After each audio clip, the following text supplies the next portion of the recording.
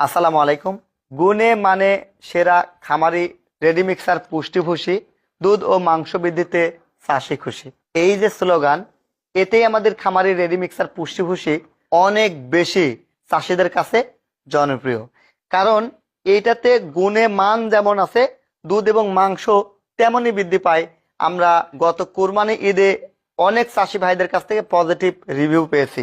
আমাদের ready mixer পুষ্টি ভুসিটা হচ্ছে বাংলাদেশের একটি সেরা মিক্সার পুষ্টি ভুসি।